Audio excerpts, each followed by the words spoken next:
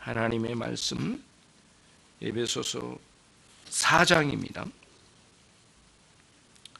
신약 성경 315페이지 보시면 에베소서 4장 마지막 절 32절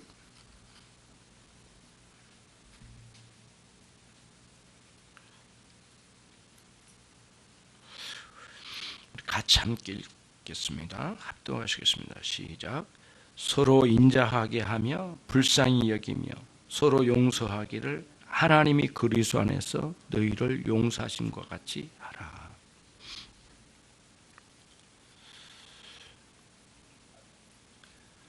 오늘처럼 명절 주간이 되면 오히려 더 괴로운 사람들이 많습니다. 가족이나 친지들과의 관계가 그리 좋지 않은 사람들에게는 이러한 명절이 오히려 괴롭죠. 명절은 특별히 오랜 세월 동안 관계를 유지해야 하고 또 오랜 세월 동안 관계를 유지하는 그러한 그 관계의 상태를 증명하는 날이기 때문에 특별히 더 어려운 것 같아요. 많은 사람들이 명절을 즐거워하지만은 사실은 명절이 돌아오면 고통이 되는 것이죠. 의외로 많은 사람들이 깨어진 관계 때문에 이 명절을 꺼려하고 또 홀로 남기를 원하는 사람들이 있죠. 저와 여러분이 오늘 이 시간 용서에 대해서 잠깐 함께 나누고자 원합니다. 사람들 간에 깨어진 관계를 회복하지 못해서 고통스러워하는데 기독교인의 가장 특별한 특징이 있다면 그 무엇보다도 용서라는 특징이 있습니다. 사람들이 쉽게 말하지요. 기독교는 사랑의 종교라고. 그 사랑의 종교라고 하는 것이 우리로 하여금 타인을 사랑하라는 의미에만 있는 것은 아니에요. 사실 그런 의미보다는 사랑의 종교라고 하는 이 기독교는 이미 하나님으로부터 사랑을 받았다라는 의미에서 사랑의 종교입니다. 사랑은 하나님으로부터 시작된 거고 사랑을 받은 사람들이 그리스도인들입니다. 사랑할 수 있는 것도 사랑받은 사람들이 사랑할 수가 있는 것이죠. 사랑을 경험하지 못한 사람이 억지로 사랑한다면 그 사랑이 되겠습니까? 어렵죠. 용서도 마찬가지입니다. 용서를 경험하지 못한 사람이 억지로 사람들을 용서하기는 그 쉽지 않은 일이죠. 어렵습니다. 불가능합니다. 그렇기 때문에 오늘 말씀에서도 사도 바울이 그리스도인 살아가야 될 삶에 대해서 쭉 이야기하면서 옛 구습을 버려라. 너희 안에는 악독과 온갖 악습들이 있을 것 아니겠는가. 그 모든 것을 버리라 라고 하는 마지막 끝부분에다가 인자하게 여기며 또 그 상대를 불쌍히 여기며 서로가 용서하기를 마치 하나님께서 그리스도 안에서 우리를 용서하신 것과 같이 용서하라. 그리스도인의 새로운 삶에 여러 가지를 거명하더니 마지막 끝자락에다가는 용서라는 말씀을 담아주셨어요. 명절이 돌아오면 그토록 싫은 이유가 오래 유지해야만 하고 유지해왔던 그 관계가 깨어질 때, 깨어진 관계를 참으로 이 명절에 확인해야만 하는 그런 안타까운 상황이 계속될 때, 그리고 남들에게는 보이지 않고 심지어는 나에게 잘못한 사람에게 대해서도 그런 기색을 나타내지 않았지만은 숨겨놓은 미움 때문에 만남 그 자체가 그렇게 편하지 않고 괴롭기만 하고 또 지난 날이 많이 떠올라 더 힘들게 하는 그런 명절을 당하는, 그래서 그 속에서 많은 어려움을 겪고 있는 사람들이 한둘이 아니죠. 어찌 보면 우리 모두는 하나님으로부터 용서를 받았음에도 불구하고 아직도 여전히 완전하게 용서를 모르는 사람들이 있을 수 있다는 거예요. 용서를 충분히 안 사람들은 충분히 타인을 용서할 수가 있죠. 살아 있음에도 용서가 되지 않고 이미 이 세상을 떠난 사람에게 대해서도 용서가 되지 않을 정도로 우리의 심령은 쉽게 풀려지지 않는 그런 죄성을 가지고 있어요. 특별히 인간의 죄성에는 그 집착하는 그런 힘이 있거든요. 특별히 우리 자신에게 뭔가 잘못하고 그리고 큰 죄를 범하거나 내 마음을 상하게 하거나 그렇게 해서 나에게 뭔가를 잘못한 것이 있으면 우리 마음은 강한 집착을 가지고 상대의 잘못과 그릇된 것과 부끄러운 것을 들춰내고 또 그것을 끝까지 추적하고 붙잡고 이런 그 문제에 집착을 하는 그런 경향성이 모든 부패한 인생들의 본성 가운데는 담겨져 있습니다. 그래서 누군가 나에게 뭔가 잘못하면 견딜 수가 없고 오랫동안 마음에 간직하고 또 그 문제에 끝까지 집착하는 그러한 일들이 우리 안에 있는 것이죠. 오늘 우리는 사도 바울을 통해서 그리스도인이 새로운 삶을 살아가는 여러 가지 일들 중에 꼭 빠뜨리지 말아야 할 한 가지 용서라는 문제를 이야기하고 있습니다. 기독교의 최고의 특징은 사랑이고 사랑의 최고의 특징은 용서인데 자신이 그리스도인이라고 자부하면서도 기독교의 최고의 특징 중의 특징인 용서를 붙잡지 못하고 있는 이러한 현상들은 우리가 아직도 충분히 용서를 알지 못하기 때문이라고 우리는 단언할 수가 있는 것이죠. 오늘 우리는 용기 있게 우리 자신을 돌아볼 때 나는 충분히 용서를 모른다라고 스스로를 말할 수 있어야만 할 정도로 우리는 늘 타인의 잘못에 대해서 그리고 그 부끄러운 것에 대해서 집착해온 사람들이라고 할 수가 있습니다. 물론 많이 노력했겠지만은 여전히 내 마음 한켠에는 용서되지 않는 그 상대, 용서되지 않는 부모, 끝까지 마음이 풀려지지 않는 그 남편, 그리고 내게 상처를 주은 남편, 그리고 그 아내에 대해서, 그리고 나 자신에 대해서 끝까지 이 배신한 사람들, 그런 마음들을, 그런 사람들에 대해서 마음에 깊이 품고 있는 이런 미움의 감정, 그리고 복수할 수는 없지만은 복수심만큼은 끝까지 붙들고 있는 우리의 그 내면의 부끄러운 모습들이 있는 것이죠. 그리스도인이라고 말하지만 그의 마음속에는 이런 것들이 잔재될 수 있다는 거예요. 사도 바울이 그것을 꿰뚫어 본 거죠. 그래서 옛 구습을 다 청산하라. 그리고 마지막에 끝까지 버려지지 않는 용서를 할 수 있어야 된다, 너희는. 그러면서 마치 하나님께서 우리를 용서하신 것과 같이 용서를 해야 된다는 거죠. 이게 이제 오늘 본문에서 우리에게 주는 중요한 가르침인데요. 이 타인을 향한 이런 악감정, 그리고 그런 악감정이 쌓이고 또 쌓이면 이 폐역으로 치닫는 우리의 마음, 이 마음의 불편함, 그리고 그런 상처의 깊은 그 아픔을 가지고 그 속에서 오랫동안 내가 왜 은혜가 없는지, 하나님으로부터 왜 내가 은혜를 못 누리고 있지? 라고 하는 그냥 끝도 없는 그냥 의문에만 파묻혀 있고 스스로에게 있는 용서하지 못한 마음, 이런 악감정, 복수심, 미움 같은 것들로 자신 안에 숨겨져 있다는 사실을 보지 못한 가운데 상당한 기간 동안 은혜를 상실하고 살아가는 그리스도인들이 얼마든지 우리 가운데 있을 수 있다는 거예요. 사람들은 이렇게 말하죠. 복수하지 않으면 용서라고. 그리고 그런 인간 다시 안 보면 되지 않겠는가라고 하는 생각이 용서일 거라고.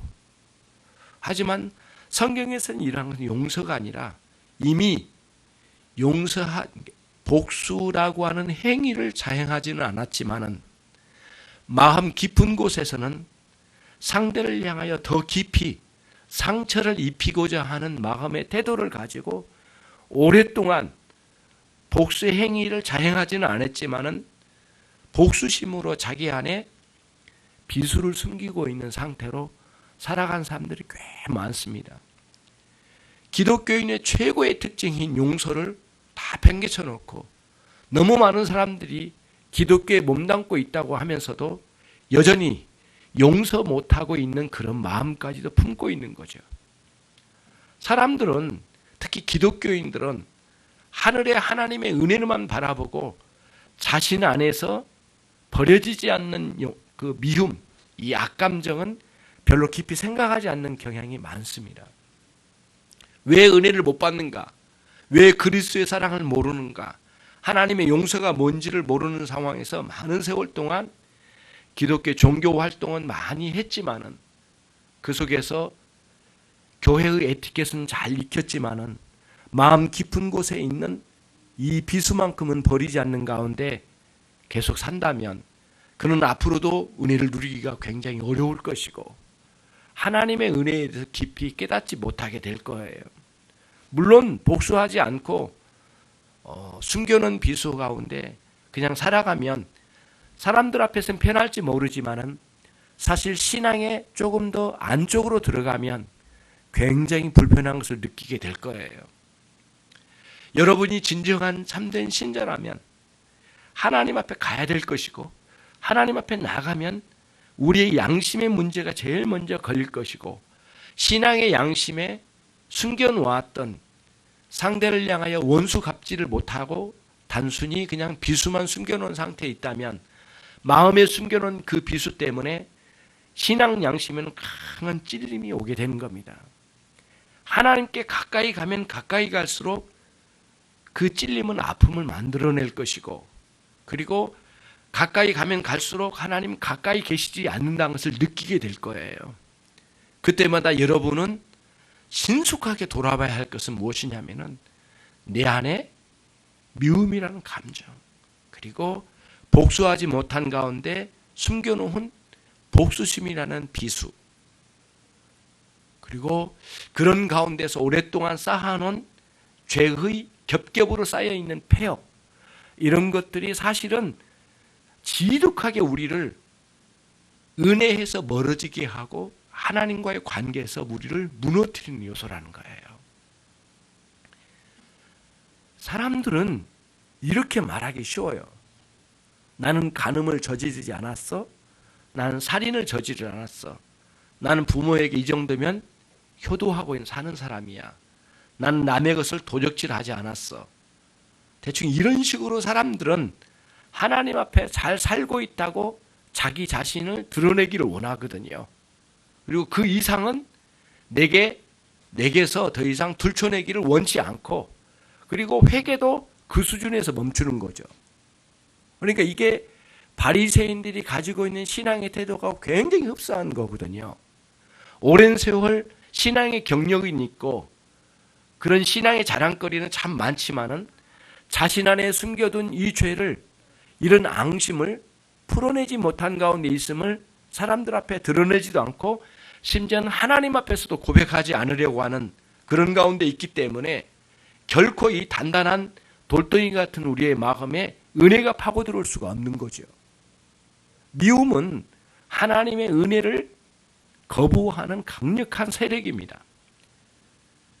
여러분, 성공하지 못한 성공에 있어서는 가장 중요한 게 뭔가 대단한 지혜와 놀라운 능력이라고 말할 수 있겠지만은 어떻게 보면은 게으름이라는 단순한 문제에 걸려 있을 수도 있어요. 성공의 문제에 있어서요. 마찬가지예요. 기독교인이 훌륭한 신자로 성장하지 않는 이유를 묻는다면 어떤 사람은 그렇겠죠. 나처럼 많은 헌금을 하고 나처럼 많은 교회에 헌신하고 목회자와 성도들에게 이만큼 인정받으면 그런 방식으로 하나님께 훌륭한 신자라고 사람들은 꿈꾸고 있을지 모르지만 천만의 말씀이에요. 사실은 훌륭한 신자로 되지 못한 것이 이러한 미움의 감정, 복수심, 그리고 남들에 대해서 이렇게 잘못된 것을 집착하는 마음, 이런 것들이 사실은 우리로 하여금 훌륭한 신앙의 길로 못 가게 하는 요소라는 사실을 깨달아야 돼요. 굉장히 어렵습니다. 가장 어려운 문제는 용서의 문제인 것 같아요. 만약에 여러분이 이런 가정한 건데 여러분이 임종의 시기에 딱 접어들어서 여러 사람을 불러다가 이야기하고 싶을 거예요. 오래된 친구도 있을 거고 가족도 있을 거고 심지어는 나의 스승도 있을 거고 나의 목회자도 있을 거고 마지막으로 남기고 싶은 마음들이 있을 거예요. 여러분들은 다시 한번 돌아보면 그런 시기가 오면은, 아니 그런 시기가 오기 전에 이미 제일 크게 우리가 문제 삼아야 될 것은 무엇이냐면은 용서하지 못한 사람들에 대해서 용서하는 거예요. 용서할 수 있는 데까지 나가는 문제예요. 이게 이제 우리들에게 굉장히 큰 문제죠. 그래서 여러분, 예수님께서 우리에게 기도를 가르쳐 주신 것 중에 날마다 너희는 일용할 양식이 없으면 살 수가 없다. 그래서 하나님 아버지께 기도하라. 다시 말하면 너의 존재에 가장 늘 필요로 하는 것은 뭐냐면은 일용할 양식이다. 너의 존재에 일용할 양식 없으면 살 수 없다. 바로 뒤에 주님께서 이어서 하신 말씀이 뭐냐면은 우리가 우리에게 죄진 자를 사해 준 것 같이 우리 죄를 사하여 주옵시고예요. 일용할 양식 다음에 나온 게 뭐냐면은 용서예요. 용서. 의외로 그토록 우리가 까맣게 잊어먹었던 것 중에 하나가 뭐냐면은 용서예요. 용서. 매일 우리가 먹고 살아야 하는 것처럼 매일 우리가 용서의 문제를 다루어야 한다는 거예요. 그게 우리 주님의 기도 속에서 가르쳐 주신 교훈이에요. 매 순간 우리에게 일용할 양식이 필요하듯이 매 순간 용서의 은혜와 타인을 위한 용서가 우리에게 필요하다는 거예요. 그거를 주님께서 전제하고 말씀해 주셨어요.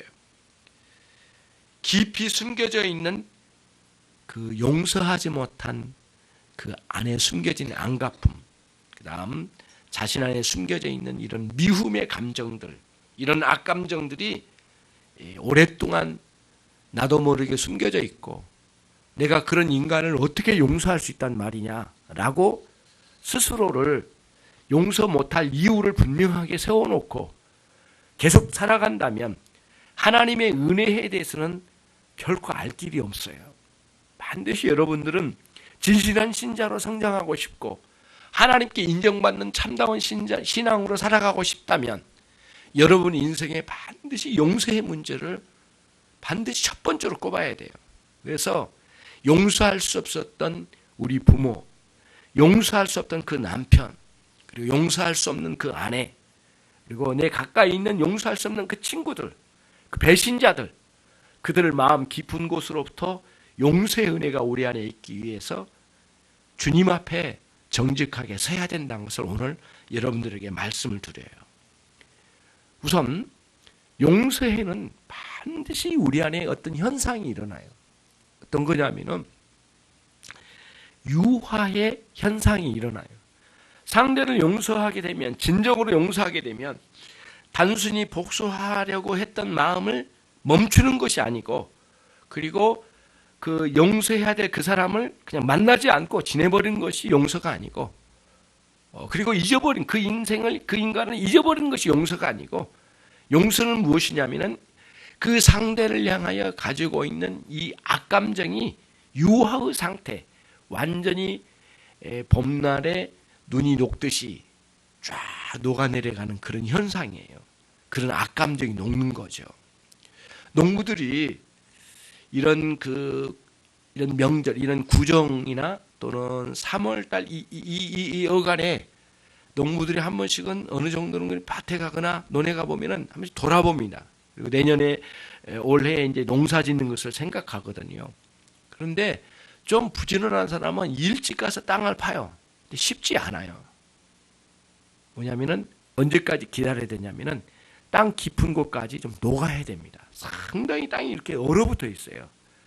그래서 초봄에 가면 이른 봄에 가도 아직까지 밑에는 녹지 않은 경우가 있어요. 그래서 충분히 녹은 상태를 유지해서 그때를 기다려서 땅을 파고, 그래서 이걸 초벌가리, 두벌가리를 해가지고 충분히 안에 밑에 있는 이런 영양분이 풍성한 이런 것들을 끌어올려야죠. 거름이 되는 것을 끌어올려서 나중에 씨를 파종을 해도 충분히 자랄 수 있는 그런 토지의 상황을 깨닫고 거기에 맞게끔 밭갈이를 하는 거죠.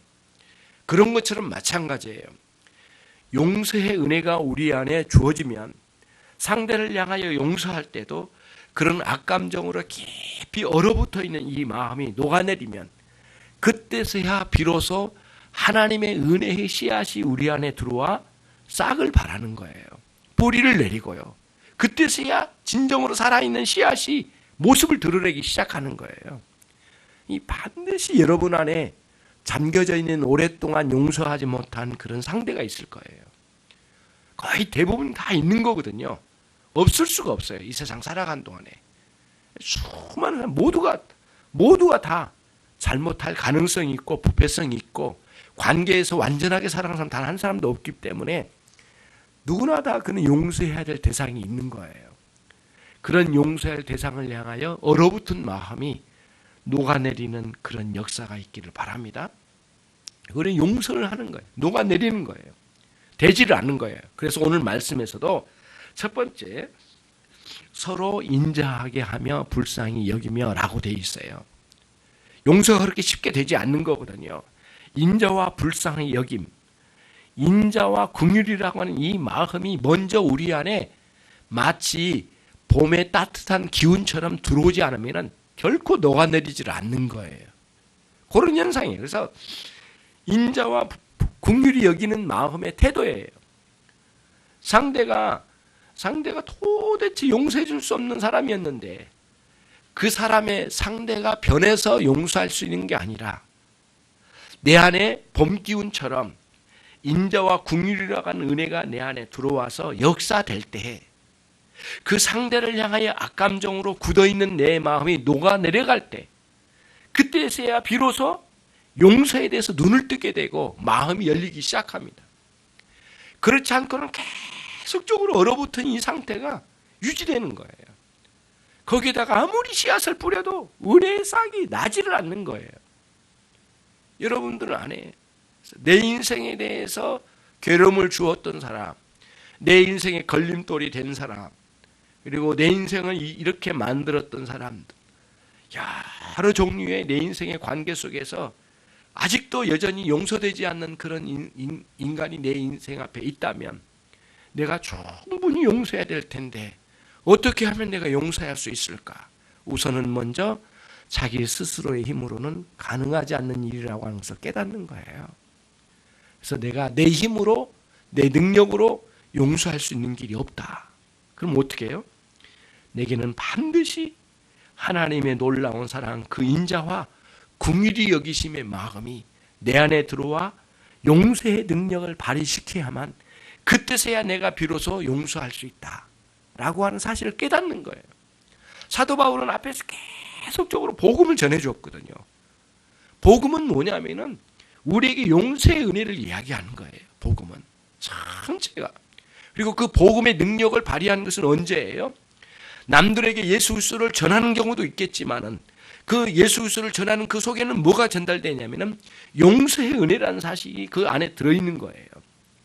예수 그리스도면은 예수 그리스도 그 자체 이름 자체에 당신의 백성들을 그들의 죄 가운데서 용서하시고 구원하신다라는 의미가 담겨져 있어요. 죄들 가운데서 구원하신다. 죄를 용서해 주신 은혜가 없이는 복음을 말할 수 없고요. 우리 인생에서 결코 이 복음의 내용으로 우리 인생을 새롭게 구비되려면 반드시 용서의 은혜라는 사실을 깨닫고 알고 그 용서의 능력을 소유하는 사람들이에요. 앞으로 여러분에게 있어서 최고의 올바른 신앙의 세계를 살아가느냐 살지 못하느냐의 관건은 용서하느냐 못하느냐에 달려있고 오랫동안 까맣게 잊어버리고 묻어둬 버린 그런 문제로 그냥 될 것이 아니라 그 문제를 아프지만 들춰내어서 이 문제를 가지고 풀어내는 거예요. 그리고는 단순히 그 관계, 호적상의 관계가 아니라 실제로 관계의 상태 속에도 봄 기운이 깃들어서 놀랍도록 녹아내려서 용서할 수 있는 이 악감정이 확 녹아내리는 유화의 상태가 충분하게 내 안에 일어나서 단순히 복수를 멈춤이 아니라 정말 충분히 사랑할 수 있는 관계까지 흘러가는 것, 이런 용서의 세계로 여러분의 생애가 진입되기를 바랍니다. 주님의 은혜가 거기에 들어가야 돼요. 그래서 은혜가 강하게 임하기를 원하기보다는 오랫동안 숨겨뒀던 미움과 악감정이 녹아내리기를 원하는 마음에 초점을 맞춰가고, 아직까지도 용서하지 못하고 있는 내 마음에 이런 앙심들이 다 무너지고 철저하게 녹아내려지기를 원하는 마음에 자기 자신을 성찰하는, 용서의 문제의 시점으로 자기 자신을 성찰하는 그러한 계기가 되기를 주님의 이름으로 축원합니다. 사도 바울은 이런 관점을 보았던 것 같아요. 그래서 옛 습관을 다 버리라, 성령을 소멸하지 말라, 다양한 이야기하더니 마지막에 용서의 말씀을 우리에게 전해주고 있는 것이죠. 그래서 용서는 여러 가지가 있겠지만은 타인의 잘못과 약점, 그로 인해서 미움이나 원한을 제거하는 것이 용서라고 말할 수 있어요. 대부분은 용서하기보다는 용서의 말 대상을 그냥 내 기억에서 잊어주는 것으로 용서라고 생각하겠지만은 결코 그렇지 않습니다. 우리는 잊어먹었는지 모르지만은 하나님은 기억하고 계시거든요. 하나님 앞에서 기억나게 해주시는, 용서하지 못한 그 인간에게 대하여 충분히 용서할 수 있는, 거기까지 나가는 우리들이 돼야 되겠어요. 명절에 그런 사람들을 만나게 되잖아요. 그래서 왜 이런 명절을 만들어가지고 나를 고통스럽게 할까라고 생각할 것이 아니라, 이 명절을 통해서 나로 하여금 그 사람을 용서하라고 하나님께서 주신 명절이구나. 그리고 이 정도의 건강으로 이런 명절에 그런 사람들을 만나게 해주신 것도 감사하자. 예전에 내가 용서하지 못했던 그 사람을 용서할 기회를 주신 것으로 하나님께 감사함으로 받아들이는 자세를 갖추는 게 굉장히 중요해요.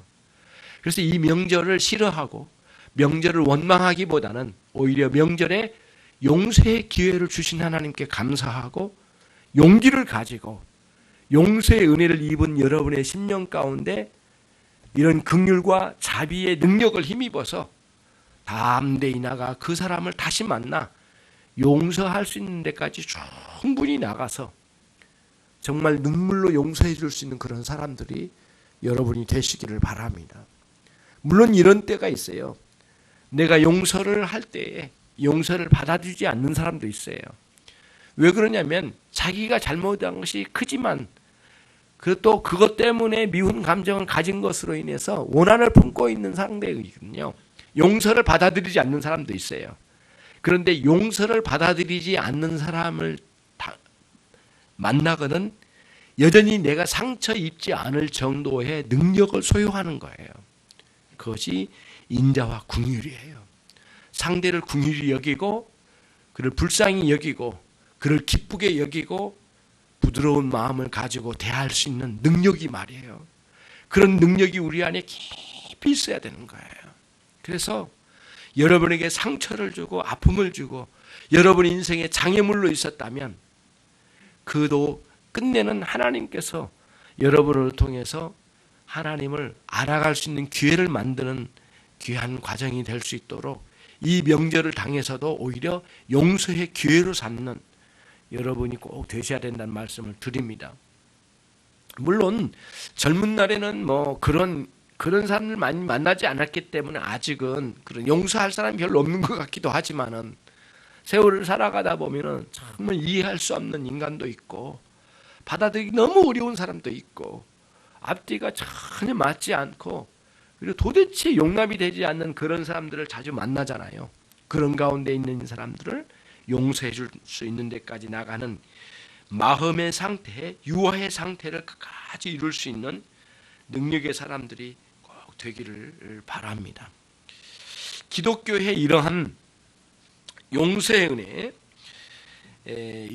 은혜는 어디까지 가는가라고 하는 용서의 목표를 마지막으로 말씀을 드릴까 해요. 우선은 용서를 통해서 상대에게 복수하지 않는 것이 1차적인 게 되겠죠.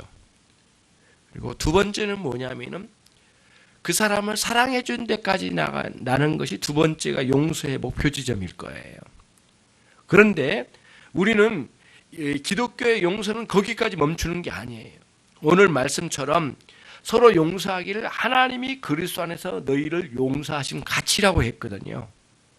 무슨 말씀이냐면은 용서에는 그 희생이 따르지요. 하나님께서도 독생자 예수 그리스도의 희생을 감수하여 우리에게 용서해 주신 거거든요. 그러니까 용서의 방식이 있어요. 그러나 단순히 여기서 하나님이 그리스도 안에서 너희를 용서하신 가치라고 할 때 그런 용서의 방식만 가르쳐 준 게 아니고 용서의 목표까지 가르쳐 주신 거예요. 하나님께서 우리를 용서하신 용서의 목표는 어디까지 갔느냐? 우리의 죄를 용서해 주시고 그 다음 단계는 우리를 하나님의 자녀 삼아 주신 데까지 나가는 거예요. 그게 목표예요.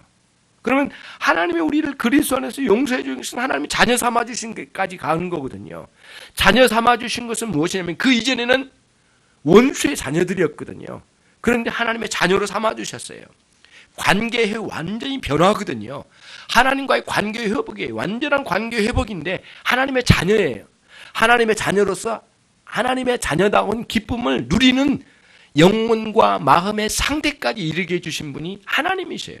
하나님의 용서의 은혜는 우리 안에 하나님의 자녀 삼아주시는 중요한 관계를 우리에게 회복시켜 주셨고 그 자녀의 관계, 아버지와 자녀 사이의 관계를 회복해 주시고 그 관계 속에는 자녀다운 자녀가 누리는 마땅한 기쁨이 그 안에 있는 거예요. 그러니까 뭐 어디까지 우리를 가지고 가는 거예요?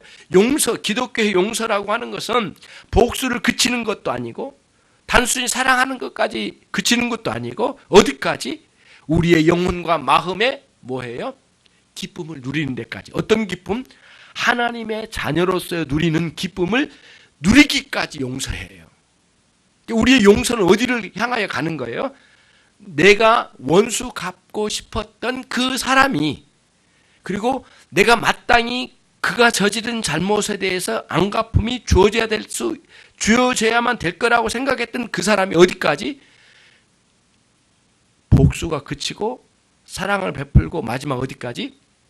하나님의 자녀가 되기까지를 바라는 마음이 우리가 가야 할 용서의 최종적인 목표 지점이라는 거예요. 그게 쉽지 않은 거예요. 사도 바울은 거기까지 그림을 그린 거예요. 서로 용서하라 라고 하면서 누가 잘했다고 말할 수 없을 정도로 서로 용서하라 해놓고는 하나님 아버지께서 예수 그리스도 안에서 너희를 용서하심과 같이 그들을 용서하라. 그분의 희생과 그분의 한없는 사랑을 베풀어 주신 방식으로 용서해 주신 용서의 방식이 있었던 것처럼 또한 그분이 우리를 용서하셔서 끝까지 하나님의 자녀 삼아주시고 그 하나님의 자녀다운 기쁨과 즐거움을 누리는 기쁨의 신앙생활을 해나갈 수 있는 때까지 우리를 이끌어내신 하나님의 큰 목표 지점에 우리를 도달시키게 해주신 그 하나님, 그처럼 우리가 원수로 여겼던 그 사람을 용서할 때에는 그 원수로 여겼던 그 사람이 우리와 동일한 하나님의 자녀가 되기를 원하는 마음까지 끌어내는 것, 이게 용서가 가지고 있는 최종적인 목표 지점이에요. 굉장히 어려운 단계까지 가는 거예요. 거기까지 가다 보면 많은 희생이 따르고 때로는 억울한 일도 당하겠지만 그것도 감수하고 그러려면 그걸 뛰어넘으려면 결국에는 우리가 결론을 낼 수 있어요. 우리 스스로는 할 수 없다. 반드시 우리에게는 은혜가 필요하다. 그 은혜는 하나님께서 우리를 용서하신 용서의 은혜가 우리 안에 능력으로 주어지지 않으면 도대체 감당할 수 없는 이 용서라는 사실을 깨닫게 되는 거예요. 그러면서 그 능력을 앞에다 딱 두 개를 넣어줬어요. 오늘 말씀처럼 인자와 불쌍히 여김. 긍휼히 여기는 마음은 반드시 하나님의 용서의 은혜를 누린 사람들만이 하나님께서 부어주신 그 긍휼의 마음을 소유할 수 있는 것이거든요. 그 인자, 그 사랑, 그 사랑과 불쌍히 여기는 마음이 그를 향하여 능력으로 발휘될 수 있으려면 반드시 우리에게 뭐가 필요해요? 용서의 은혜가 필요해요. 대부분의 그 우울증과 그 심리적인 고통을 겪고 있는 사람들의 대부분은 하나님의 용서의 은혜를 경험하지 못했기 때문이거나 또는 그런 우울증과 그 심리적인 고통에 허덕이고 있는 사람 대부분은 뭐냐면은 현재적으로 하나님의 용서의 은혜를 누리고 있지 못하기 때문이에요. 근데 저와 여러분은 이런 것을 이렇게 결단해야 돼요. 이렇게 생각할 수, 결론을 내려야 되겠어요.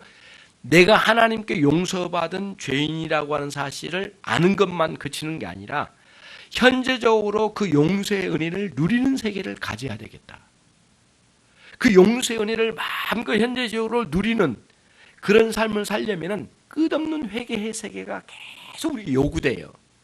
회개라고 하는 것은 예배당에 엎드려서 그냥 엎드려 눈물을 흘리면서 하는 회개만이 아니에요. 내 삶을 죄된 데서 하나님을 향하여 돌이키는 삶의 방향 전환이 있고, 그리고 끝없이 사람들을 향하여 용서의 은혜를 베풀어 나가는 이런 과정에 걸림돌이 되는 많은 악감정이나 이런 미움의 문제를 해결해 나가는 그런 데까지 이르는 것이 회개예요. 회개는 단순히 하나님을 향해서만 있는 게 아니라 사람들 향하여 용서의 은혜를 베풀어 나가면서 하나님과의 이 회개의 세계를 누리게 되는 거예요. 회개와 용서라고 하는 이 두 가지는 하나님으로부터 용서의 은혜를 누리면서 사람들에게 용서의 은혜를 베풀어 나가는 전 과정이 회개의 과정이라고 말할 수 있는 것이죠. 회개는 간단하게 이루어지질 않아요. 다양하고 수많은 사람들과 관계와 연결되어 있고, 특별히 회개는 하나님과의 관계에 연결되어 있는 이 모든 게 종합적인 거예요. 그렇기 때문에 회개는 쉽게 일어나지를 않아요. 크게 하나님께서 하나님을 크게 만날 때 우리의 심령에 놀라운 변화를 받아 회개의 세계가 일어나게 되는 것이죠. 겉으로는 가장 아름다운 사람이 속으로는 가장 악랄한 미움의 감정을 가질 수가 있어요.